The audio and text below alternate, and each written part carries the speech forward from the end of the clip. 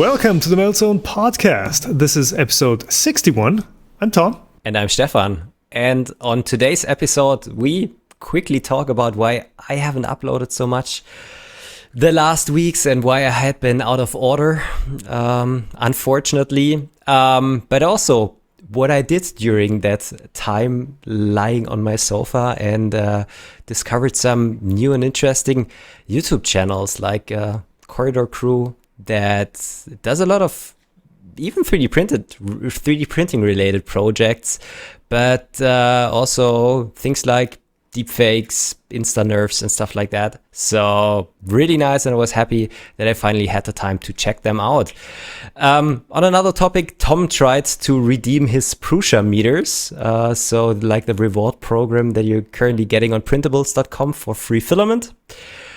And a bit of talking about laminating carbon fibers on 3D printed molds and how that can work and how that makes, or how 3D printing makes that process way easier than it used to be in the past. And speaking of experiments and stuff we try out, Stefan has been trying out whether we actually need a volcano, and we chat about how that ties into my last video with the 0.4 versus 0.6 and Arachne, what he has found, how well that works out. That's part of Prusa Slice. Talking of Prusa, we've got an update on the Prusa XL, supply shortages, changes in parts. We cover that to the full extent. Then, more chatty chat about Obsidian and Stefan's Voron. No, hold on. It's called ObXidian. And Stefan's Voron 2.4 build. What is planned for that and how that ties into the ObXidian release. And finally, one question from you folks. The question, of course, you can submit on YouTube on the comments or through Twitter at the Meltzone. Whatever happened to the WhatsApp scam on my channel? Very simple solution. Unfortunately, YouTube wasn't very helpful in that, but I did get it sorted out in the end. I still look bad on the camera. Still need to get my other camera. It's the webcam. It's the webcam. I would say it's not you. Hopefully, you're back on your feet, right? I'm back on my feet finally after it feels like being sick for 4 weeks straight almost. Well, the COVID wasn't that bad, but just after getting out of quarantine, my daughter brought hand-mouth-foot disease home from the kindergarten. And since I was probably still a bit immunosuppressed from COVID, of course I got it as well, because adults usually don't get that. It's like you don't get a break. No, I did not get a break. And the thing was, so during like my quarantine, I was still able to work. I was feeling fine. I just stayed away from others. But like the second thing I caught now just killed me for 2 weeks straight. Yeah. I wasn't able to eat anything. I wasn't able to drink anything. I wasn't able to swallow. I was in constant horrible pain all day and was just swallowing painkillers from morning till night, and that really dragged me down. Yeah. So I'm happy that I feel good again. I can eat again, and I can enjoy things again. One of the little joys, yeah. One of the little joys. But let's not. I mean, I feel like we're just doing the personal update. Oh, we're sick. We're not feeling great. I know we're gonna get people complaining about that. So. Yeah. But I still have one recommendation, because I finally had a ton of time, because I was feeling bad and just lying down and things like that.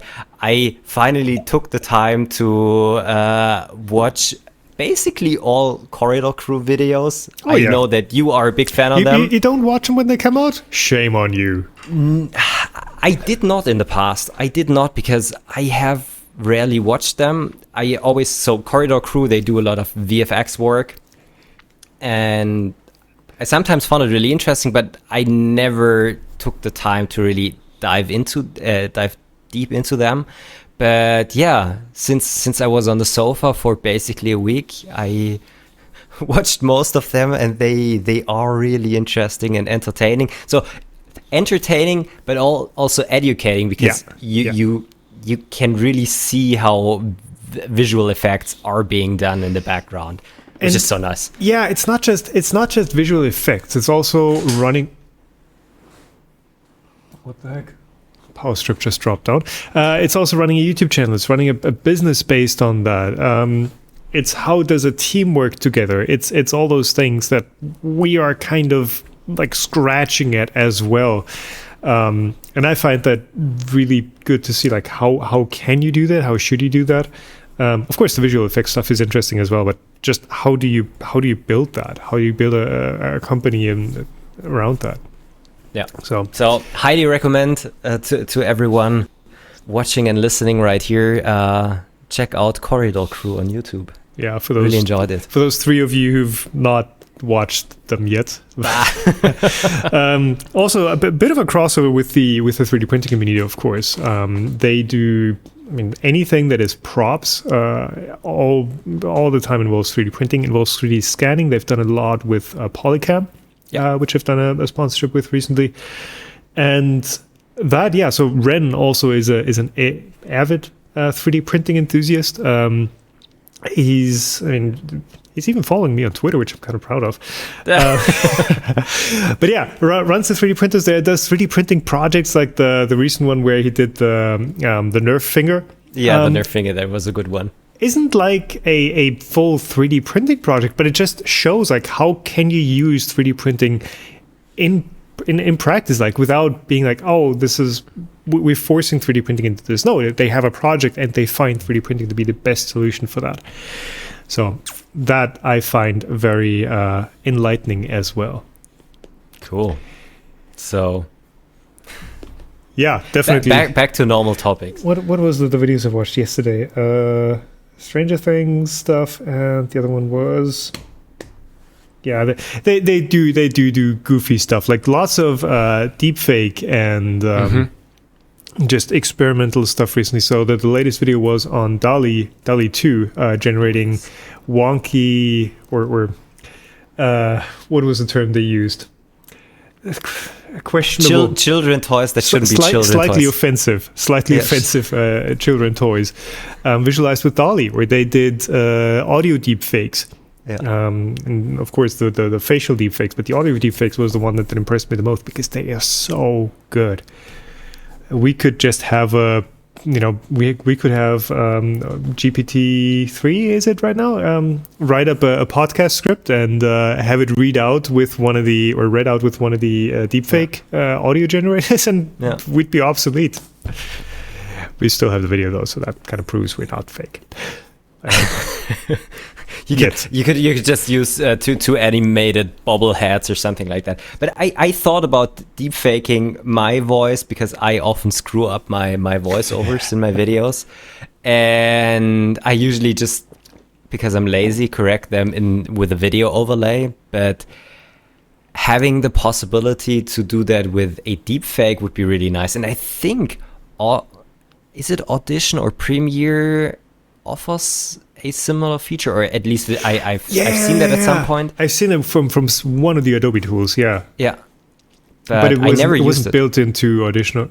Was it built into Audition? I think it was a separate tool by Adobe, and they 2 or 3 years ago already, and they were running into some morality questions that weren't really answered at the time. But now it seems like, hey, it's fair game for anything. Yeah.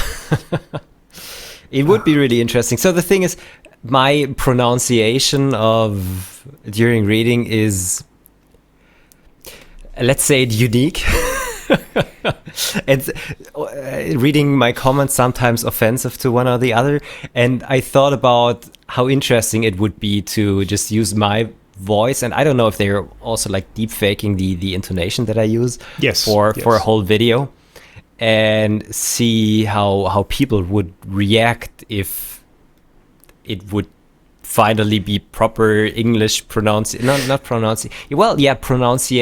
intonation. Well, I haven't found an easy way to do that yet. The thing with the audio deepfakes, of course, I mean, it's a service you can just sign up for, and you train it with your own data. The thing is, it's always going to reproduce the way you speak. So if you have some specific ways of pronouncing stuff, the AIs or the deepfake is going to reproduce that as best as it can. Of course, there are going to be some glitches, there are going to be some weird stuff where it kind of fills in information that it didn't get, but it's just going to be a replica of what you give it. So if you give it a data set with wonky pronunciation or your unique tonality and emphasis on certain words, it's going to reproduce that as well. Yeah.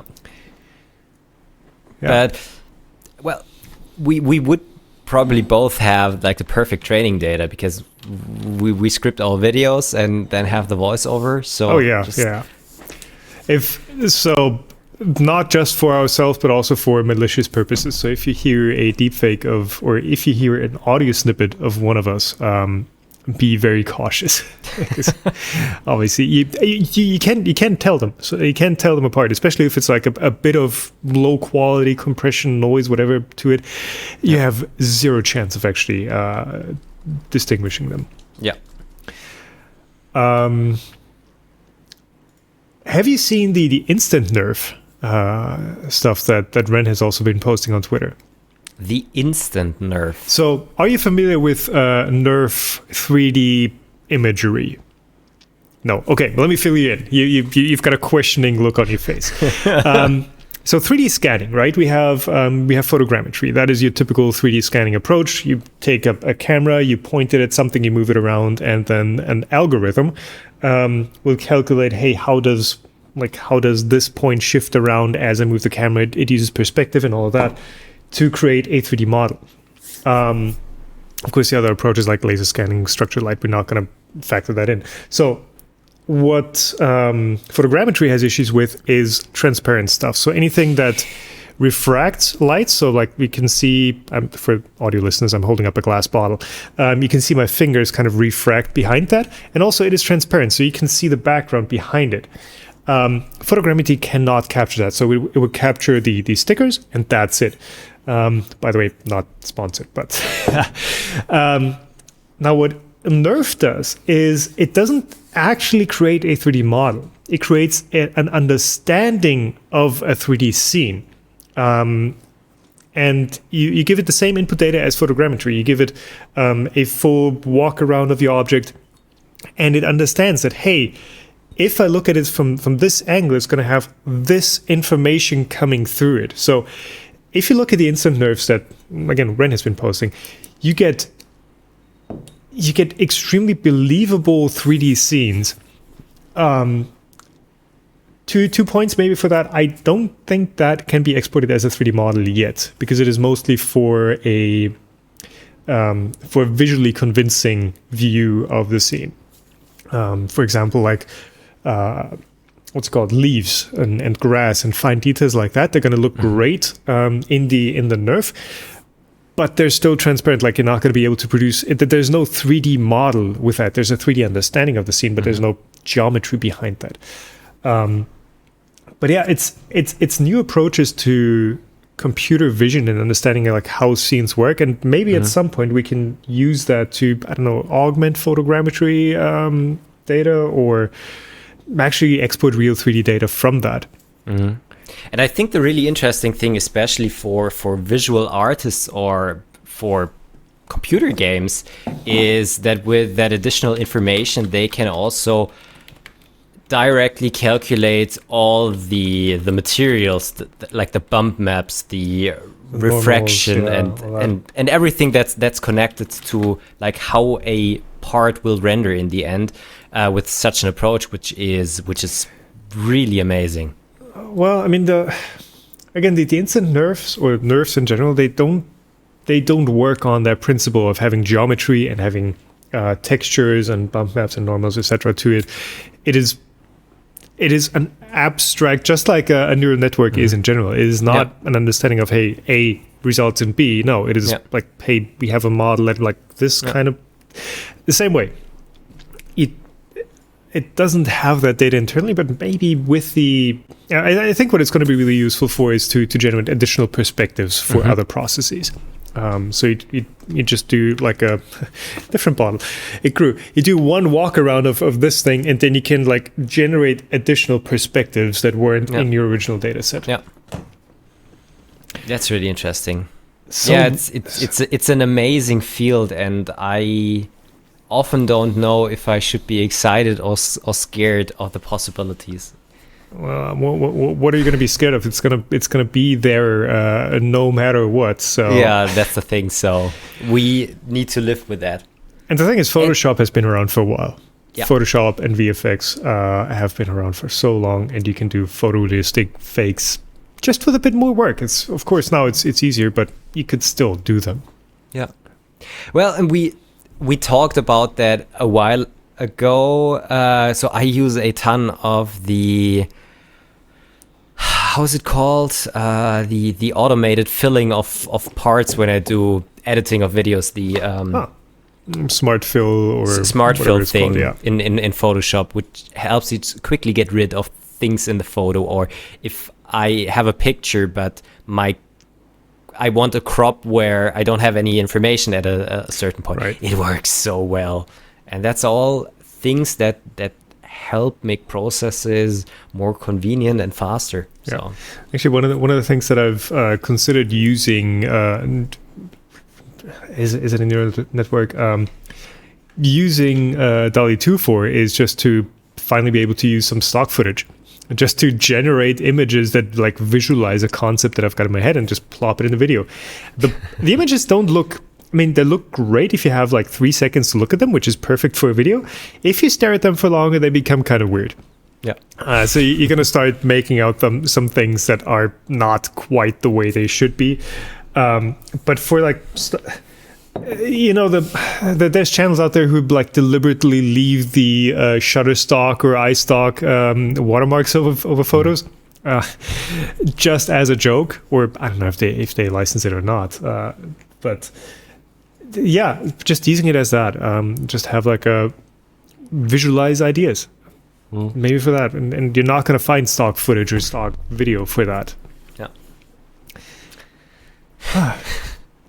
We're drifting off topic. We're drifting off again. So I just took a sip out of my Prusa Slicer shortcuts mug, and I got that with my Prusameters I got on printables with my models. And you wanted to tell a story about your Prusameter problem that you currently have. Well, not much of a story, but just a heads up that I wasn't aware of that. So I've got my second Mark III. This was the assembled one, which it's not in frame, which doesn't have the signed frame. The kit one has the Joe Prusa signature on it. But anyway, that one is slightly busted. The part cooling fan I had to use for the other printer because that got ripped off with the Quinley system, and the Pinda was acting up. So I need those two parts. I would like to use genuine parts. I do have a fake Pinda, but I'd rather have the genuine parts on there. I wanted to order those, and I was like, hey, I've got some Prusameters on printables. Maybe I can cash those in. So you go in there. I've got like 750 Prusameters, I think. I went in there, was like, hey. For everyone who doesn't know, Prusameters are a reward program currently at printables.com. So if you upload your designs and people download them and give them a like, you get Prusameters, and for 300 Prusameters you get a free roll of filament and other stuff. Yeah, so it's 350 meters per roll of filament. And basically you collect the Prusameters on printables, formerly known as Prusa printers, where the name made a bit more sense. But you collect the meters there, and then you can trade it in for coupons for the Prusa shop. And I was like, hey, I could use 2 spools of filament. That's like you can generate a coupon for that. I was like, sure, I need the parts. Let's grab a coupon. Let's do that. The problem is, there's an approval process for coupons. It's not like you click the button and you instantly get the thing. It's it says like 2 or 3 days or something, but so far I've not heard anything. I clicked request coupon on I think Thursday or Friday, and yeah. So maybe if you like planning on using those coupons, click the button early. Yeah. Hey, editing Tom here. So, quick update on the Prusameters situation because I couldn't leave this standing with like wrong information. It's incomplete information, okay? So, Prusa was really fast with generating the coupon. I think it took them less than a day. But I did expect there was going to be like an email or at least like the little notification bell coming up on Prusa on printables. But there's nothing like that. You have to manually go back and check. They were super fast. I just didn't notice. I just didn't know they had generated it yet. So maybe correction there. If you want a Prusameters coupon for filament stuff, you have to manually go back and check whether they've generated it yet. So just to clarify that. For me, it was an hour or two, and then I had them. My problem was that I redeemed a coupon for 2 Prusaman spools and this shortcuts mug, and then I went into the shop and wanted to redeem both of the coupons, which is not working. One coupon per order. Yeah, 1 coupon per order, but you can just write the support with your coupon codes, and then they put everything into 1 coupon code. So I was able to order everything and just had to pay for shipping once. That's good, yeah. I mean, of course, the thing with like influencers is if we'd ask, if we'd pull a favor, we would probably get like a spool or 2 sent to us. But still, if there is an official process, why not give it a try? Why not try the proper way? And yeah, I'm ordering the replacement parts. I'm paying for those because I broke them. So I'm not pulling favors there. Yeah, well, and they aren't too expensive. The process is. I like the Pinda. The Pinda is $26. $26. Did you get the Super Pinda? I think that's the only one they sell. Okay. Or do they? There might be one other one, but that's the one that you get for like the Prusa machines. Like it fits the Mini, the Mark III S Plus. That's the one they sell. Okay. The fan's all right price-wise, especially if it's going to last longer and be quieter than the cheaper ones that I have. Yeah, so mine, I still have the first ones on both of mine, but they are already quite rattly, and I don't know how long the bearing's gonna last. So it might also be good at some point to just replace them. Yeah, well, I use stuff until it breaks usually. As long as, I mean, the fan is not something that like, it's still gonna blow air, right? It's just gonna be a bit noisy if anything, but it's not like, hey, if you neglect something like a bearing and you don't grease it or oil it, that's gonna damage other parts in the process. But with a fan, like whatever. But the thing is, well, the story you told me before, why you are currently using your printers and things like that, I also use them for test parts for me, so I need to have consistent printing results or consistent like boundary conditions. True. And if you have like a new printer, even if it's the same model and the fan is working better, and then you have one that, I don't know, mine has probably 5,000 hours of printing on it. I've the results might be different times. because maybe the cooling is not as strong anymore. Yeah, that's a tough thing if you're printing on multiple machines at the same time, which is why I've left my Prusa machines pretty much stock. I mean, this one has a Volcano on it, which is super easy to swap back. The other one has a Revo, but the Revo performs almost identical to a V6, so they're like, for the most part, comparable. And if I do, so I've done temperature tests with PLA and PETG. What I could do is use one machine for the PLA, use the other one for the PETG, and just compare within itself. And I mean, the only thing that I want to know is, hey, is layer adhesion better with higher temperatures? Is there material degradation? That sort of stuff. And that is always a relative comparison. Yeah. What I do eventually want to do is get that guy set back up with the ejector. Yeah. Audio folks, that's the Voron I'm pointing to behind me. With the audio ejector, and just have that print parts consistently. I would need to go away from or swap out the Slice Engineering Mosquito Magnum Plus, because a 0.8 nozzle with like a 5, 6, 7, 8 centimeter Meltzone doesn't make for like the best benchmark prints. It's just it's a lot of filament that comes out of that thing. Yeah. So I would probably go for like a, I don't know, Revo, regular Mosquito, and a 0.6, and that would be just perfect for that. Yeah. And it's just going to keep on working until it runs out of print beds. Yep. And then it's not going to notice, and it's going to start printing onto the magnet film. But that's a different solution. That's a different problem for me to solve. Yeah. Speaking of solutions to problems, today's episode sponsor is Tech and their build resin. So, Stefan, do you actually have resin printers that you use regularly? I have not, but I am getting back into resin printing finally again, since I have a dedicated room for it now. So tell me more about Tech's build resin. Tech build is one of the many reasons that Tech has, of course. We featured them on the channel before, I think. I've featured them on my channel before. Yep. Build is the one... Let me point it into the camera here. Build is the one that is optimized for mechanical parts. So what they're saying is it can be tapped, so it's not going to splinter or it's not going to be as brittle as some of the other typical SLA resins. It's low warp, which is pretty good for stuff that, of course, needs to be dimensionally accurate. And they've also optimized it with that low warp approach for thin parts, like electronics cases. And they're specifically listing train models. Have you ever followed or gotten into model trains? Decades back. But yeah. Okay. So not anymore.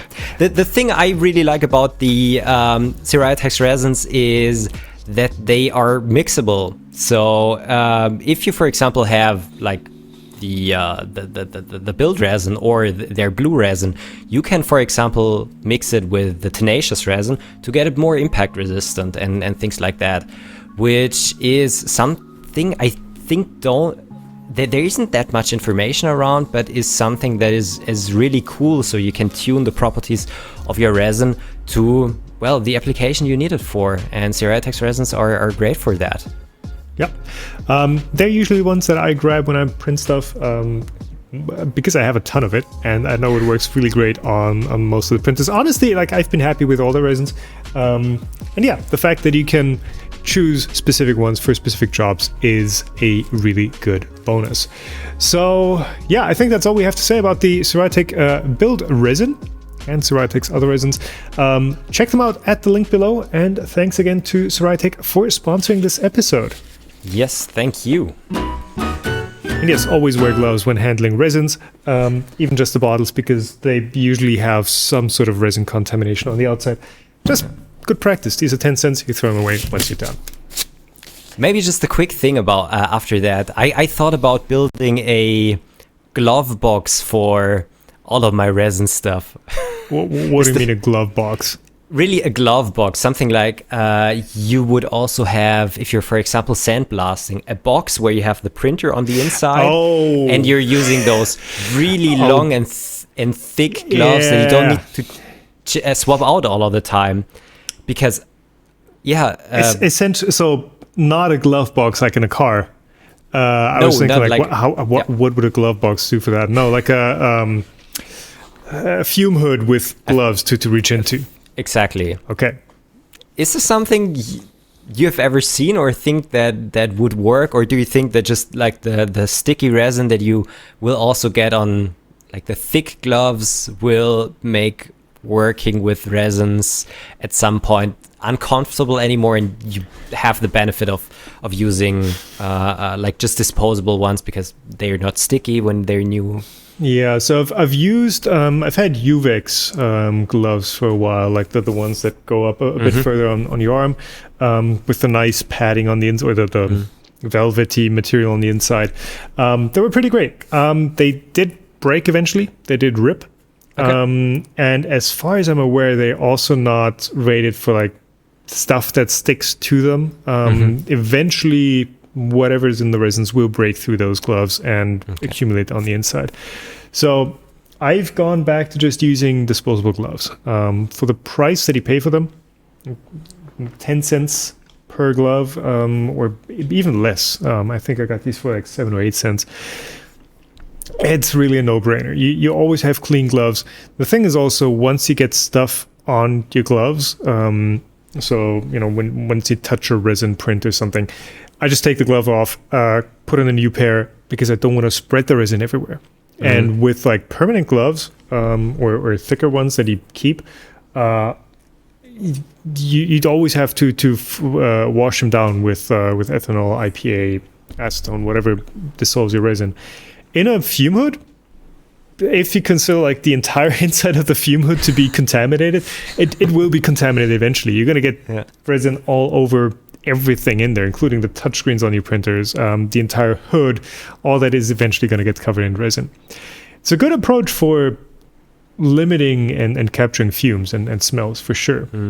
I have one of the IKEA Vernünftig air filters with an active carbon filter in there, sitting next to my resin printers, and that works okay-ish. I would still prefer to have something that is like fully enclosed and at least has like a sliding door. I probably wouldn't go so far as to like have a full fume hood with the reaching gloves, but at least have them enclosed. I think that is a good idea. Yeah. In the case. Cool. So staying at resins, you wanted to talk about your carbon fiber lamination project. So maybe I can show some photos of that. Buddy of mine has an RC10 B4.1, which used to be mine. I sold him that thing. And he's been in need of new body parts, essentially. So you always have the body shell and you have the wing in the back. And we've just been doing some carbon fiber lamination, just some hand layups. That is UD fiber. And that's been an incredibly interesting process. So UD, that is bi-directional. There you go. I know it looks rough, looks scuffed, but you typically clear coat those. And I've just been printing that into 3D printed molds, into 3D printed shells. This geometry, as it turns out, is horrible for hand lamination or for laminating stuff in general because it has like double 90-degree corners and whatever matting material, glass fiber or carbon fiber you put in there is always going to bunch up in those corners. But that is, if you have the shapes for it, if you have like whatever smooth curve, I did another model that had the same external dimensions but only smooth curves. It can turn out incredibly well. I think that is a nice one. Sorry for audio listeners. You're not seeing the beauty of this thing right now. There we go. That's really nice. That's glass fiber? Yeah. So that's 5 layers of glass fiber, I think. Okay. Of 170 gram glass fiber, something in that neighborhood. End result was a bit under 1 millimeter thick. Okay. Extremely rigid. Extremely strong. We did vacuum bag these, just in like those, what are they called? Those hand vacuum bags that you get with a little pump, the Ziploc bags, essentially. Okay. Really simple process in the end. And 3D printing makes for amazing molds for this, because you can just go into Fusion 360, go like, hey, I've got this. I've got the final shape that I want. I'm going to extend this surface by a centimeter or 15 millimeters, I think, in this case. And I also added a cut line. Just had a little tube that I extruded, and that imprints on the finished part. It works really well. We still need to figure out like what is the best mold release for this stuff. We used Carnauba wax, car polish wax. We didn't put nearly enough on it. So I've read you need to put like 6 layers and wait 2 hours between coats. We just did one and immediately laminated on it, so it was a bit of pain to release. But yeah, that's something that I think with 3D printed molds, has huge potential because, again, it is super easy to do. It makes for parts that are thin, which 3D printing really cannot do that well. It makes for parts that are incredibly rigid and incredibly strong. And yeah, it's fun to do. It's a fun learning experience in either case. How did you pre-treat your 3D prints before you did the release wax on them? So what I used, well, the first, I can tell you a lot of stuff that doesn't work. So the first ones we did. That's the thing we want to hear. Yeah, so the first ones we did were, maybe there's going to be a video about this at some point. The first ones we did were regular FDM prints, and we used filler, just rattle can filler. We were super impatient. We just used a hot air gun to dry that as quickly as possible. And then we sanded it down, and we put the wax over it, and the filler just stuck to the laminate completely. Like it ripped it out away from the 3D print. So maybe if you wait for long enough, that works. But what did actually work better was with the resin prints. First of all, because they have a smoother surface, you definitely need a smooth surface, or otherwise your print is going to key, or your resin is going to key into your print. I used resin prints done with Stefan resin, actually.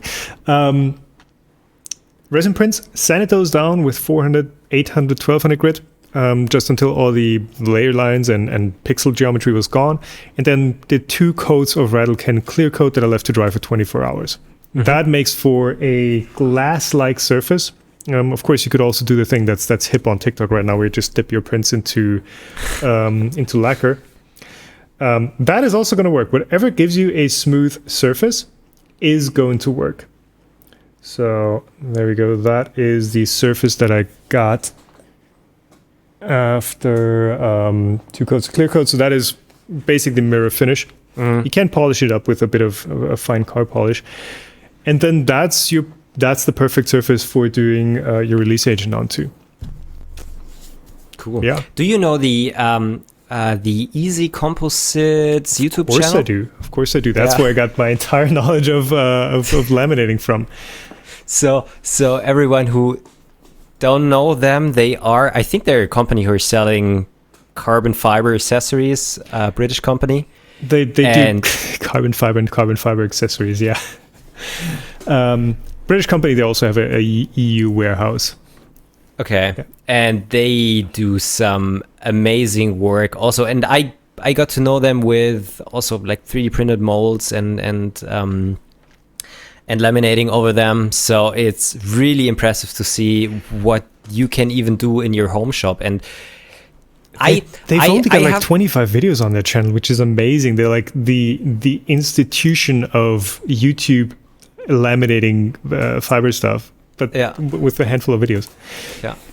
So I worked using the same process, I think 20 years ago. And I did the body of a Cessna 182 aircraft. Full scale or model? No, just model airplane. Okay. And my process was building a positive model from the Cessna, then laminating a mold over like the positive model, then taking that mold apart and then laminating into those half molds as well, and it was a pain to do and so much work. And so I was using, I found drawings online with section of the airplane that I printed out, then I cut out of foam. I sanded everything. I painted everything. I polished everything, and it was a pain to do. And with all of the 3D models we currently have, and all with the freely available CAD software and the 3D printers, this process would now be so much easier. And if your mold needs to be bigger, just print it in a couple of parts, screw it together. As long as you can align them properly before you laminate into, which would be definitely possible. Yeah. If you know CAD, shouldn't be a problem. Super nice possibilities to use 3D printing as a tool to make something. Yeah. Well, to make a better product you wouldn't be able to do beforehand. So, seriously cool. For the most part, you can also CNC your molds because your geometry is typically going to be a 2.5D. If it has like full 3D geometry in there, you're not going to be able to release it all that well, typically. But 3D printing makes it accessible on simple machines too, right? Definitely, because who has Well, before 3D printers, there were CNCs. There were CNCs, and of course, but CNCing one of those molds is at first way more complex and way more expensive. So 3D printing just makes sense, especially if you're doing just a small production run. Yeah. Still, you do need to spend some time sanding, which I know nobody likes, but you just have to do it unless you do like the process, which does shift your geometry around a bit. But yeah, you can do very, very accurate parts with just a bit of sanding, a bit of clear coat, and 3D printed molds. What I might use this for is the robot thing that I keep talking about. I know it keeps changing. It keeps becoming new things. So I had a quick chat with Do It 3D about their robot support in Rapper firmware, and they were very clear that like, hey, it's still in beta. We're working on this. You can try and use it, but like there be dragons. What could actually work a lot better for, have I talked about this before? I don't know. What could actually work a lot better is just a SCARA, a serial SCARA, where it has one Z-axis that moves up and down, and then one rotational axis going off from that, and then from that, another rotational axis. And then you have whatever gimbal for a camera or whatever you have on the front. And you can, with compound moves from those two rotational axes, you can do like a pretty wide working area. And honestly, for a camera robot, I think that would be a better geometry than a full-on robot arm. Especially doesn't look that cool. Does it? Does it not look cool when you have like two full carbon fiber laminated arms in there? Well, if it's made from carbon fibers, that's a different story. Yeah. So that's where that all kind of ties together. I was thinking like doing, because you need whatever moves in the robot needs to be lightweight, right? And it needs to be very rigid. So I was thinking like, hey, you do the Z-axis with like a big steel profile and linear rails and whatever, and then you have whatever rotational joint going off from that, and then just a carbon fiber tube, and then another joint. And because sometimes you get some warp, etc., you just glue in whatever rotational actors you need and whatever bearings you need into a separate part. You have it on a jig. You glue it all together. You do it in multiple parts. Easy process. Should make for a great functional part. Maybe. So, and the reason why they are suggesting SCARA over like a full robot thing is because the reverse kinematics are already implemented, or just in general they said that's going to be easier? No, so that was not Do It 3D suggestion. Okay. That was just me looking through the documentation and saying, hey, yeah, reverse or serial SCARA also works for what I'm trying to do and would be easier to implement. It would also be easier to implement from a mechanical standpoint because you have no static forces on your joints. SCARA basically has like linear or flat joints, two flat joints, and you need no holding torque. Whereas with a robot, you always have this thing that needs to like stay up, and then this thing which always needs to support the weight that's on your tool head. So it's way simpler from a mechanical standpoint as well. Yeah. And just as flexible. I could put it in the corner there on my desk. It can reach the A cam, B cam. It can go up and do the, Yeah. Put a 3D printing head on it, and you've got yourself a massive 3D printer. Yeah. So what you've been up to is releasing another video that's been kind of a play on mine. We're making stuff obsolete. The title has been a play on yours because your video was working so well. But the reason why I put it into the show notes is because we both talked about making things obsolete. So you said 0.4 millimeter nozzle is going to be obsolete. I boldly stated that you don't need a full Volcano hot end. Just basically screw a Volcano nozzle into a normal heater block and you're almost going to have the same performance. And I had some thoughts on your video because I was using your method. I was using your method last week or something like that, and compared parts which with each other, and also let me think, and also printed a a sign that's now in front of my shop, which says, okay, here is CNC Kitchen now at this address and things like that.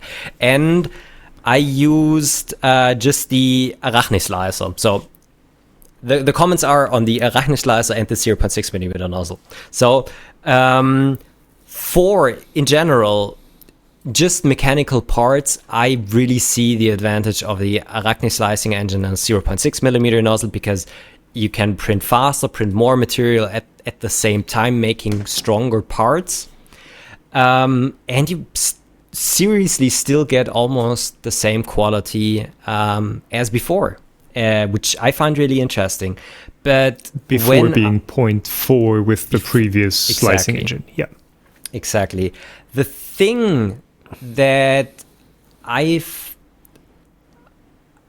didn't like that much about the process, I don't know, maybe the profile wasn't tuned in that much, is that especially like the top surfaces, they looked way rougher because like the extrusion paths, they were thicker. So this was one of the things that really sprung into my eye when I saw the parts. And if somebody would have given me those parts, I would have directly noticed that this was printed with a bigger nozzle. The overall shape and quality of the parts probably was the same, but there's maybe still a difference in the look of your parts. So if you are after having parts that look really nice and having more smooth surfaces and things like that, a 0.4 millimeter nozzle with the Arachne engine might still be the better way to go, because now it allows you to print even smaller details with the same nozzle that you used before, instead of using a bigger nozzle, being more versatile and printing faster. So there are two applications. So in my opinion, there is still the necessity for smaller nozzles, but of course they are maybe not as important anymore as they used to be. And especially if you're only looking for mechanical parts, I think this is now the way to go. Yeah, and I do kind of mention that in the video as well, where it's at the end briefly, because the main thing was like 0.6 with Arachne versus 0.4 with the previous approach. I do mention that as well. Like if you want the maximum quality, you just stick with 0.4, you upgrade to Arachne, and you're going to have a better time than before. You're not going to gain much in speed, but you just get you get significantly better detail reproduction, and that's good. Of course, the parts with 0.6 are still going to be printed with a 0.6. There's no way around that. I mean, you could decrease the extrusion width, but then like, what's the point? And it's not going to print that well. So it's still going to have the wider extrusion track. I did not see on my parts that there was a significant difference in like roughness of top surfaces. That's not something that I did see. However, what does of course happen is a 15% infill on a 0.6 is going to be a wider pattern than a 15% infill on a 0.4, simply because to get that same material ratio, you have to, I mean, your extrusion track is wider, so the gap also becomes wider. That is something that maybe you can see on parts if you use the same layer height, because a 0.6 is not going to bridge those larger gaps as well as a 0.4 with a smaller gap. So same amount of top layers, you're going to have a bit more infill printing through. Yeah, that's probably right. And the other thing that I noticed, in general, I still think Arachne is a real game changer. But with Prusa slicers, I think now it's Alpha 3 implementation, I had the impression, and I thought it would be the other way around. When I printed the sign with a couple of really small letters, I had more gaps in between the letters or in the letters as if I would have used the standard slicing engine. So the gap fill that's at least implemented in Prusa slicers sometimes helps you to fill certain areas of your print that Arachne somehow doesn't do, because for the infill it's only using like normal or constant extrusion with extrusions. And I think you see the same thing on. I am able to see the same things on my Banshee as well. Especially in the corners at the back of. Where are we? At the back of the. What's that? Trunk or. The trough in the back, yeah. Yeah, something like that. So you can already see that when you're looking at the slicer preview, that at those corners, when for the outer and inner parameters, when they are already at the widest extrusion that they're using, they're sometimes not really filling that small gap that's left over. And the old slicing engine, they sometimes did gap infill in that areas. Maybe that would have left over extrusions from time to time, but this was one of the things I thought still needs to be optimized in a way, and would be interesting to see if the implementation in Cura works better. And what I noticed, you can still enable gap fill in Prusa Slicer now, but I think as soon as you're using Arachne slicing engine, it doesn't do any gap fill anymore. I don't know if you can even turn gap fill on or off at all. You can do detect in lines, yeah, but not gap fill. I don't know.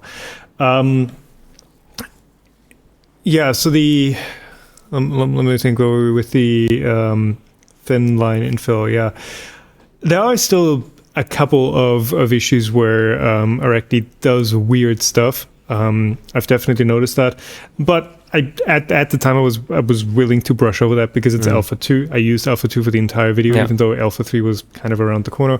I switched to Alpha 3. I saw a bunch of stuff actually improve in the way that it's being printed. So I'm just thinking, hey, these early issues like you're seeing, there's still a gap there. I think that's going to be fixed just in fine tuning the way that Arachne works. Of course, we also need to consider that this is a really novel approach, and it takes some time to, I don't know, finish all of the issues that are still left over. So I don't really complain in that regard, but I have noticed some things where I thought, maybe this could be better, or this was still better with just the conventional way of slicing. And as I said, I don't know if the Cura implementation is already better in that regard. I didn't try that out yet. Yeah. Of course, what you're always going to have with Arachne as a bonus that you kind of have to weigh against the classic approach is that with the classic approach, stuff that is below 2 perimeter widths doesn't have any guarantee of getting printed at all unless you enable detecting lines, detecting walls, and that's its whole other mess by itself. That's its whole other mess, and I think you also mentioned it in the video that you can't really be sure that your wall thicknesses are going to be how you intended them to be, how they were in CAD or in the model itself. And where I also had my issues in the past with the single wall extrusion is that they're sometimes not I think they're in general not connected to other perimeters, so they kind of stand free on their own, and you have a seam where they start. You don't just have a seam, you actually have a gap that you can look through at some points. Yeah, exactly. So this is something that is now way better. So, yeah. Good stuff. Yeah, with the Volcano, we've briefly joked around with, hey, like, could you do that with a super volcano? Or what I've talked about too is like, hey, can you have like multiple volcano blocks and make a volcano? No. And at which point does a volcano stop making sense? Like how long? Because you do have to weigh like what is the friction of your molten filament versus the increase in how thoroughly your filament is molten when it pushes out the nozzle. Yeah. So, yeah, I think Super Volcano, I don't think there's much to gain past that, but who knows? It would be really interesting. I never held a Super Volcano nozzle in my hand. I think you have one, but they are like super massive and long. And at least for my part, I have never seen any numbers on how good they really are and how they, for example, compare to I don't know, the Rapido ultra high flow or Slice Engineering's Mosquito. How's the new one called? Mosquito Magnum Plus? Well, it's not really new. It's been out for a while, but the biggest one is the Mosquito Magnum Plus. Yeah, exactly. Because I think the Mosquito Magnum Plus, they have an extended melt zone above the heating block with the heat break, and they now also extended the melt zone downwards. So the Magnum just extends upwards, and the Magnum Plus also extends downwards. Yeah. So this is the reveal.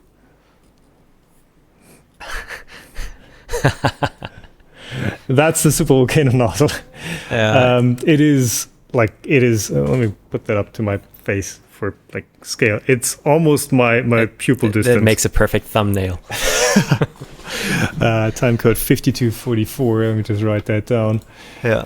The thing is, and if you're really aiming for high flow or ultra high flow, you need to tune the whole system for that. So just having a longer melt zone, of course, will help you to, at some point, bring all of the energy into the material and melt it properly.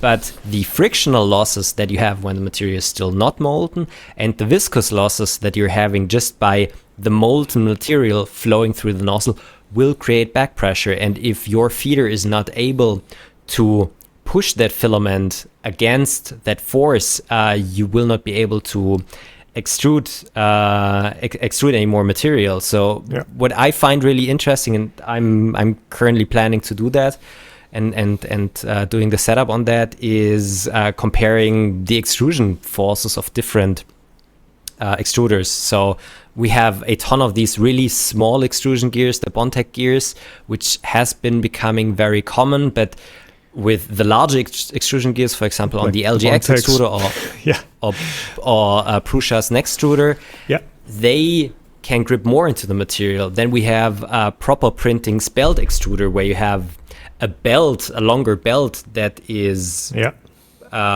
pushing the filament downwards. Does that really make contact along the entire length? That's the question. That's what I really want to find out. And what I also want to do is, can you daisy chain feeders? Ooh, it should be possible, because they don't. Like the obvious thing is like, hey, if one turns slightly faster, or you're gonna get a ton of tension between these, but. Since extruders actually can slip quite a bit, I think you've shown that in many of your experiments.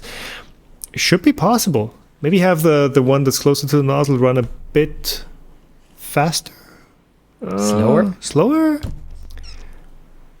I don't know if you would need to have a control algorithm that detects the force between the first and the second extruder. So you always need to make sure that this is positive, that the last extruder is not dragging filament through the first one. Yeah, just run the pre-extruder in constant force mode. Trinamic drivers can do that.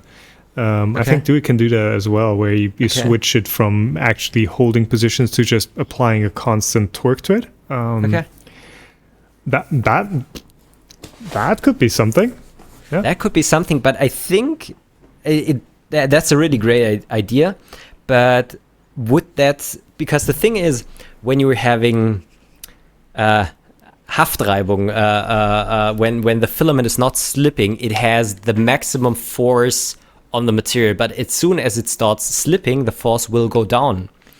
And how does that distinguish this case to the case where you don't just need that much force? Well, you don't really have stiction or a slip grip in an extruder, because you're mechanically keying the teeth into the filament. So I don't think it's quite that same thing. I think extruder slip more is the filament deforming at the teeth and kind of giving you if you want to see the extrusion gear, the tooth gear, as a true gear, you would actually have a longer or shorter pitch on your rack that is the filament now, if you have more or less back pressure. That's what I think is happening there.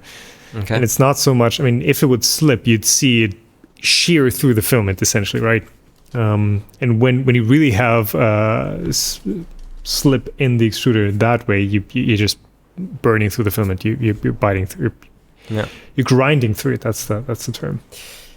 Interesting approach. Yes, since you can measure the back EMF and everything from the stepper motors, that would be a viable option. Yeah, I need to think about that. Turbine is using that for the hang printer calibration. To get the lines taut, to get them stretched perfectly. He just puts all the 3 drivers into constant force mode, and it just stretches it. That's 4 drivers. It just stretches it, and I think the Trimix drivers still keep track of position, which doesn't matter that much for extruders, but yeah, they can produce a constant torque. Interesting. Good that we talked about that. Well, that's it. Let's see what you do with it. So on the topic of extruders, what a perfect segue. We have an update from Prusa. Always good to hear stuff from them, even if it's not particularly good news. It's a mixed bag on the Prusa XL. You've got one on pre-order. How do the updates make you feel? Well, I have a ton of stuff to do, so I don't feel that bad that the XL is gonna be delayed, but it is unfortunate to see that part shortage is really affecting the release of new machines, and is just holding them back. So Prusa, they released a new blog post about the Prusa XL, and one of the main takeaways is that they're having huge problems with part shortage, electronics, I think also aluminum extrusions, and there's a ton of stuff that is very hard to get at the moment. Sometimes you can't get them at all, especially in the numbers that they might need, and sometimes they are just... everything is bought up by scalpers, and you're paying magnitudes more for parts that were so cheap before. So and it's kind of bad. The thing is also what they're saying is they don't want to use clones for parts, which is an option that I think companies are starting to resort to. Like just chuck a GD32 in there instead of an STM32, which is one of the parts they specifically mention. You can't do that if you have, if you're just jiggling or juggling around. If you're juggling around components and you design to what you have at the time, like if you're one of the printer companies who releases a new printer every 2 months, you design one with one part, and then you're like, these parts aren't really in stock anymore. Well, we'll just make another V2 Neo Plus of this printer, and it's going to use the GD32, or it's going to use this different sensor or this different driver, whatever you can get at the time. And they buy, 50,000 of the parts, and once they're out of stock, they release the next machine, which uses different parts. Prusa don't want to do that. So they've been very explicit about, hey, we want to use like the brand name parts, the genuine ones, and we want to keep it consistent over the printer's lifetime, more or less, as much as possible. Yeah, so that's component shortage. Unfortunately, not something I think a small company like Prusa can really. That's been one of the questions that I got on Patreon recently. I don't think component shortages is something that a small company like Prusa can really put any leverage to. Like, did you follow the news on NVIDIA recently on their chip overstock? Yes. Yeah. So what NVIDIA did was they looked at how much the RTX 3000 or how many of the RTX 3000 cards they were moving, and they booked fab capacity for semiconductors for RTX 4000, thinking that trend would continue. And then Bitcoin crashed, and now they have much more fab capacity booked than they're probably going to be able to move GPUs. So what are they going to do with that? The thing I'm trying to illustrate is like the big players have contracts for years on fab capacity and components when they're buying them. Someone like Prusa can't do that. They can't go to a TSMC and say, hey, you guys fabricate 100,000 or 500,000 STM32s for us now. that's like they're gonna be like, yeah, go to like, I don't know, some back alley Chinese fab. Maybe they'll do that, but we're not gonna bother with you. So yeah, the thing is, yeah, there's no leverage there, unfortunately.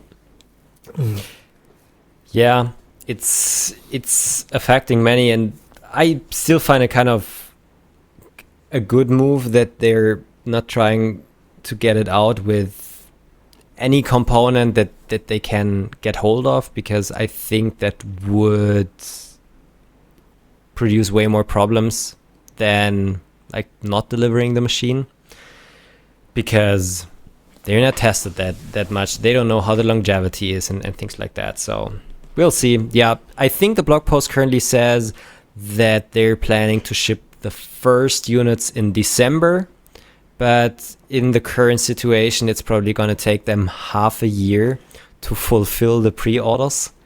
Yeah, just to work through that. Which is really, really bad. How much do you think component shortages and supply chain stuff was affecting these? Well, this is a can of spray pen and regular. What is the 0.8? Yeah. Look at me! I have a genuine one right here. Yeah, I've got them here somewhere too, but I misplaced them.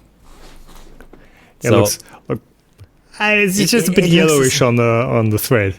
And I have copper right here. Yeah. So I did not have any insight into that. I would personally think that it's a very minimum amount of like metals that they need. The only thing that they probably need to properly source is the stainless steel tube, because that's not something. Very specific part, yeah, that's not off the shelf. That's quite specific. The coating itself, it's a diamond-like carbon coating, I think, something like that. It's called E3 DLC, and I believe that does imply that it is, in fact, a DLC. But it's a specific flavor of DLC that they developed. I think that was actually the biggest part, to make sure that doesn't crack or wear off and stick to the materials they're coating.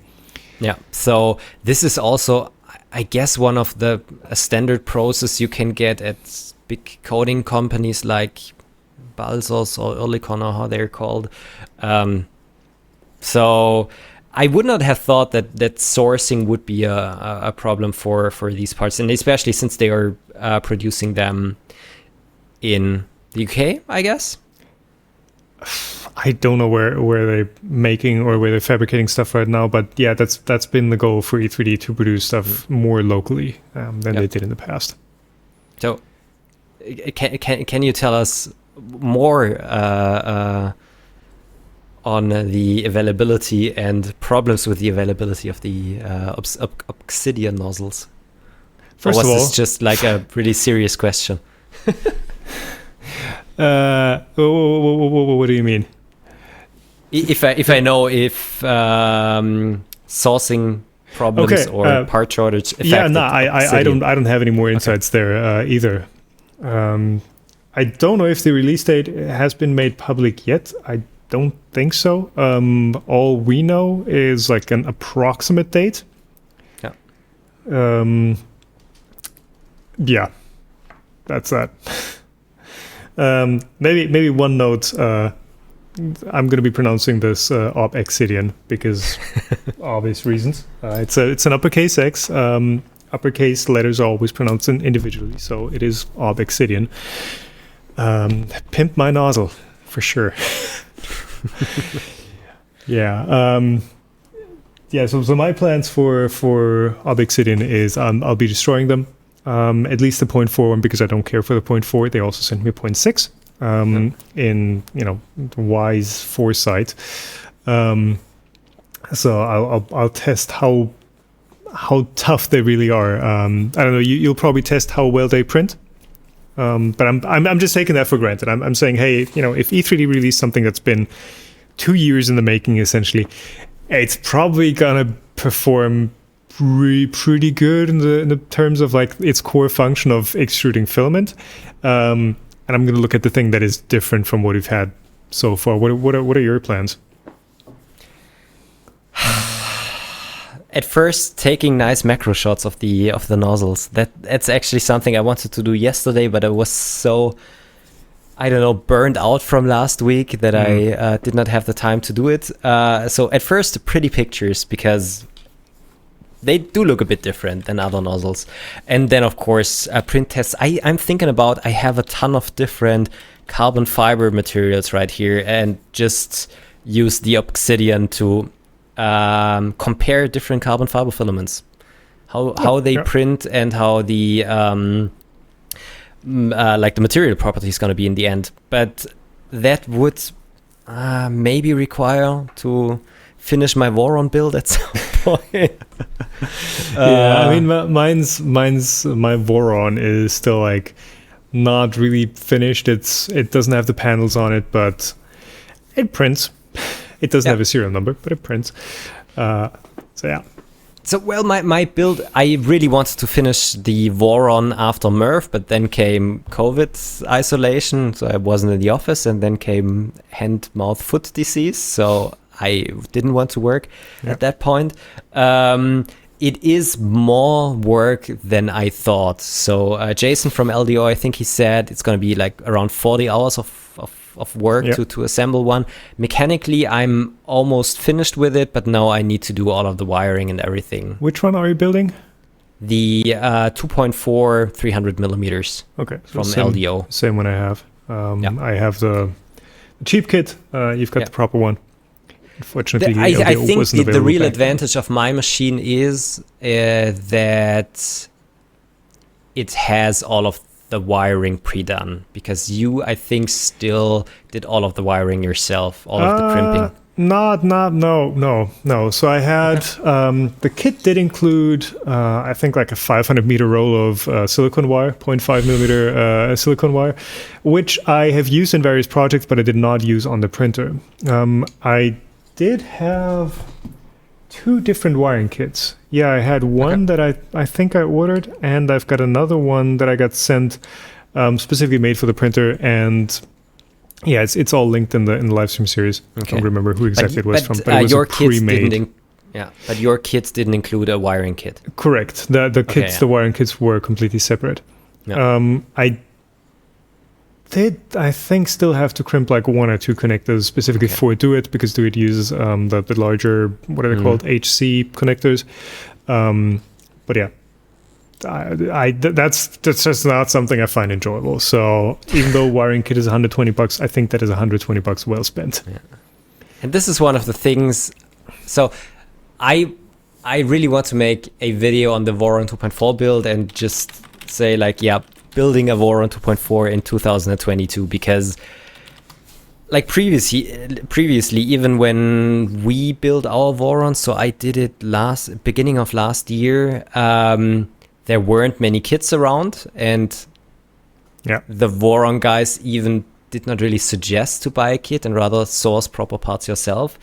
But it would not have been something I would have done. And the first kits, they were all right, but now with the LDO kit and all of the other ones that are around, they make the building process way more enjoyable. You still need to print all of the parts, or you buy them from another Voron owner, but everything is nicely laid out. You have a good manual, and all of the wiring is pre-done, which is really nice. That's really the biggest part. Yeah.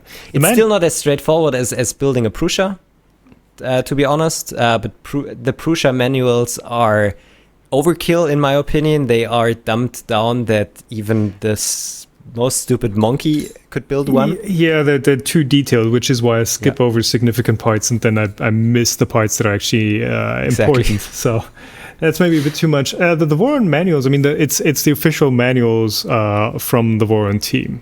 Yeah. Or did you get a different one with the kit? No, I got the official one from the Voron team. Okay. Yeah. So. Yeah. It is still a bit bare bones, but I was really enjoying myself building it so far. What extruded Hotends solution are you putting in yours? So I have the stealth burner with the Revo Voron, and that's right. the reason Yeah. why I could use the ObXidian on that one. It's ObXidian. ObXidian, whatever. Yeah, I mean, I have like 2 chunks of real obsidian, so I'm obviously gonna play on that in the ObXidian video. Just eventually, maybe I wanna try and make like a ruby nozzle out of the obsidian, out of the real obsidian. Okay. I think I can work it with carbide tools. I've given it a quick try, and my PCB drills actually drill through the obsidian. Okay. It's just, how do you shape it? How do you like capture it in the nozzle? Obsidian is also rather soft, so it's Mohs hardness 5, which is, as we know from Jerry Rig Everything, way worse than Gorilla Glass, which scratches at a level 6 or 7. I think. So it's rather soft, which means it is very easy to work with, but it's also going to wear down pretty fast. Compare that to Ruby, which is, I think, a 9 on the Mohs hardness scale. It's not going to be very practical, but it would make for a very nice experiment whether I can manage to produce such a small part, and it's probably going to involve a lot of grinding. Yeah. If it was like a jewelry maker, would help. Maybe I can find a jewelry maker whose help I can enlist. I don't know. We'll see. With a bit of money, it would be possible. Yeah. Sure. Like, say, hey, can you grind this into like a gemstone shape? And then how do I capture it? Like, do I just braze it into a Revo nozzle? Do I braze like a brass slug into it? Because there's no meat at the nozzle tip. What you could probably do is just buy a ruby nozzle and drill out the original. Disassemble. Well, the normal ruby nozzles, they there is an outer part, then they put the ruby in from the top, and then they press in another slug of material that keeps it in place. Is that the current version? Because the ruby nozzles, they did change in how they were made. I think like there was some problem with the early ones that came loose. So they changed something, but I don't exactly know which is the most current one. I've seen some that are just with a rolled over edge, where you basically have like a tube that you plop the ruby into, and then that edge just gets girdled, gets rolled over with some sort of percussive tool. Yeah, which might work for obsidian. I don't know. Yeah, it is probably a very delicate process. So maybe don't ask just for one of these gemstones with a hole on in them. Yeah, maybe have a couple made. I also don't know if that's something that I could even do myself. I don't know. The plan would be to just grab a shard of obsidian, epoxy to some blank that I can chuck up in the lathe, and then work in the lathe until I've got just that shape. I don't know. I got to think about it. Yeah, worth the effort. Worth distributing glass powder all over my lathe. I don't know. The Ways are not going to be happy about that. But. No, they're not going to be happy about that. I actually collected obsidian myself 15 years ago. So there are. You can find it in many places, but in Europe, the how's it called in English? In German, it's Liparische Inseln, Lipari Island, probably. Let me say Aeolian Islands. They are north of. They are north of Sicily. Volcanic islands, super nice. Everyone who lives in Europe needs to go there at some point. Beautiful, and there. You can collect obsidian just at some beaches.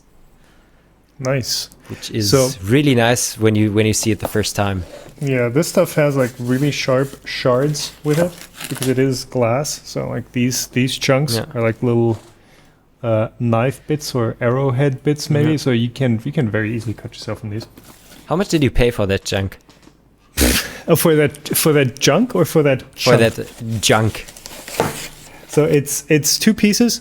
Okay. It's 1 kilogram in total. It says, and I paid I think $11 including shipping. Okay.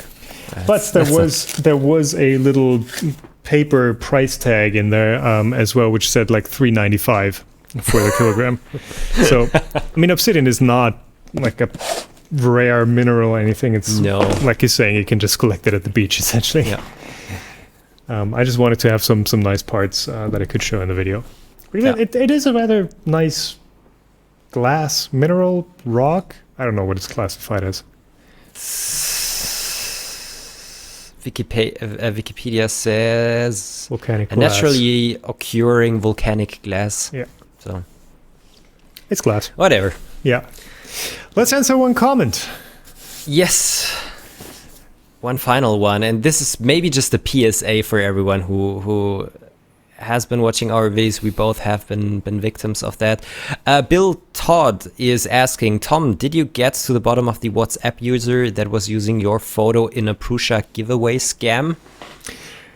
So the usual scam that happens on YouTube, and that I'm sure we've seen on one of the many tech channels that have been affected by this, is some user is going to copy the video creator's profile picture and create some profile name like, hey, contact me on WhatsApp, and then have some WhatsApp number in like ASCII numbers, like not in the actual, but whatever. And they're going to be like, hey, congratulations. They're going to reply to other comments. Be like, hey, congratulations, you've been shortlisted as the winner, or you've won whatever. In my case, it was like a Prusa kit, or I don't even know. Often it's like, hey, you've won this RTX 3090, you've won whatever thing is of value. Reach out on WhatsApp so that I can arrange shipping. And then the way that usually goes is like, if somebody falls for that and actually sends a message to the WhatsApp or Instagram user or whatever it is, the scammer will say like, hey, yeah, congratulations, you've won this. All I needed to do is to pay for shipping. And then it's going to be like $50 for shipping. And if the scam person bites, it's going to be like, yeah, you know, there's custom fees. It's just going to be another $150. But of course, nothing has ever been sent or will ever get sent, and it is just a scam scheme to scam people out of their money. So that has happened on, I think, the most recent video, right? On the 0.4.6 nozzle video. Okay. Was it?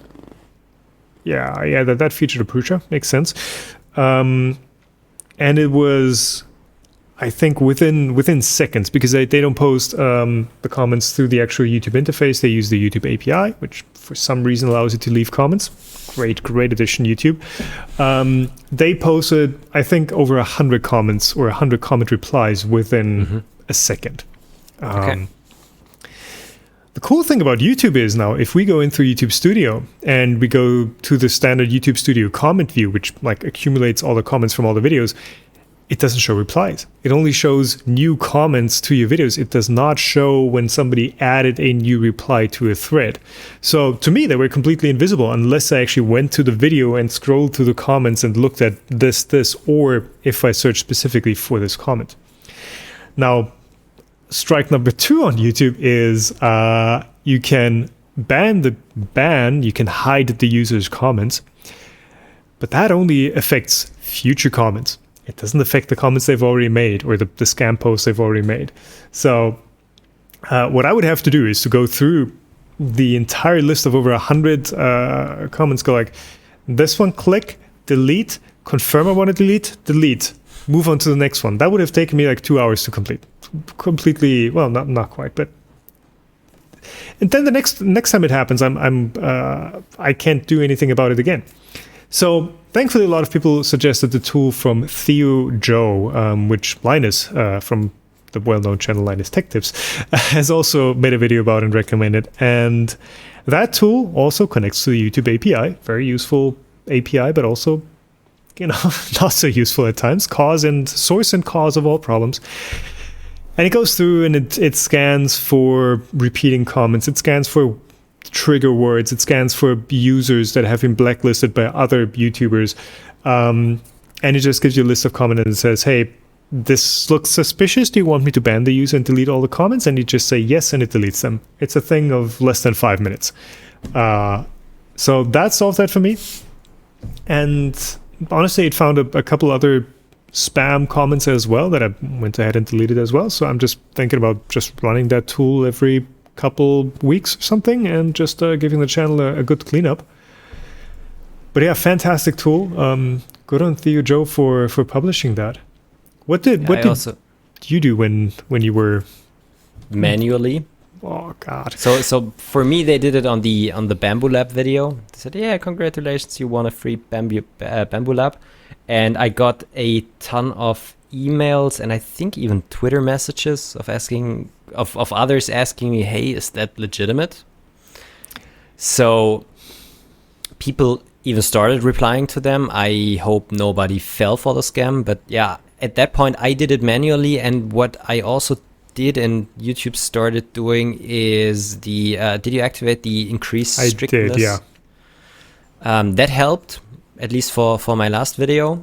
And yeah, what YouTube also did, and I just noticed that now, and I remembered that, is that you can't hide your subscription numbers anymore. So if you are getting one of these spam replies and you're taking a look at their profile, they can copy basically anything, the whole description and things like that, but it's not possible anymore to hide your subscriber numbers. So you would probably see 0 subscribers or 10 or 5 or I don't know.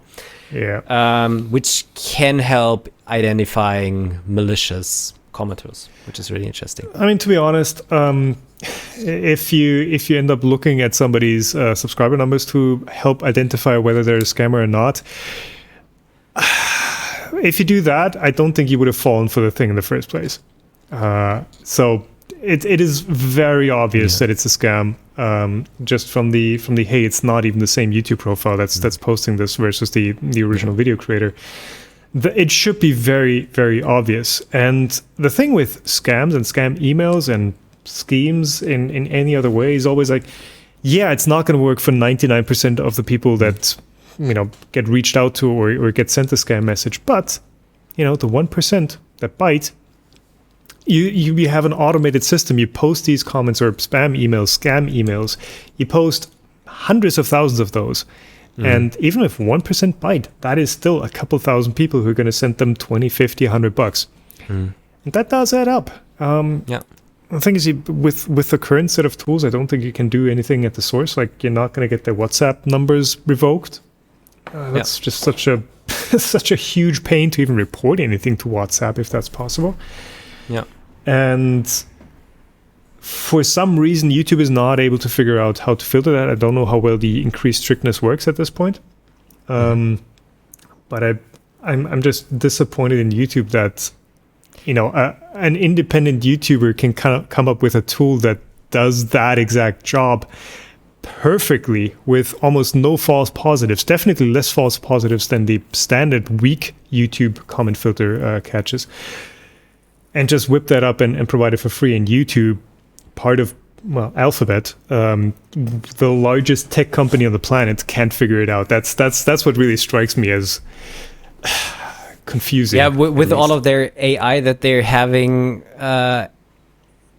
being able to identify any, I don't know, milliseconds where you're using copyrighted music and things like that, but they're not able to identify commenters that use all of those weird ASCII characters for a telephone number and things like that in their name, to identify them as scammers. And there are probably thousands and thousands of YouTubers constantly reporting these scam comments. Why is it not possible to easily identify what the scheme behind those is and just blacklist them right away? The simplest thing would be to say, like, hey, if there's a user who posts 100 identical comments within less than 60 seconds, probably that's not a legitimate commenter. Yeah.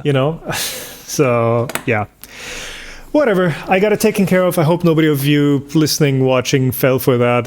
If so, sorry, but it's a bit of your own fault. Like, it should have been very obvious.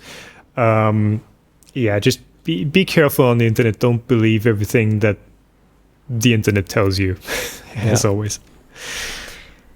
Yeah. So that's it for today. Absolutely. I think we've covered everything. We were like, hey, do we have topics? Oh God, do we even have topics for a new episode? I don't know. Here we are, 1.5 hours later. Yeah, I'm gonna go talk to my hopefully part-time employee helper, and we're gonna see how we figure that out. That's gonna be a topic for the next episode. Stefan, thank you for your time. Thanks for yours, and thanks for everyone who listened in or who tuned in.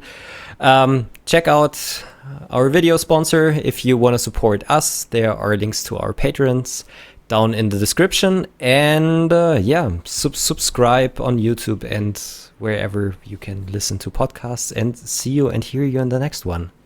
All right. Take care, everyone. Bye-bye. Bye.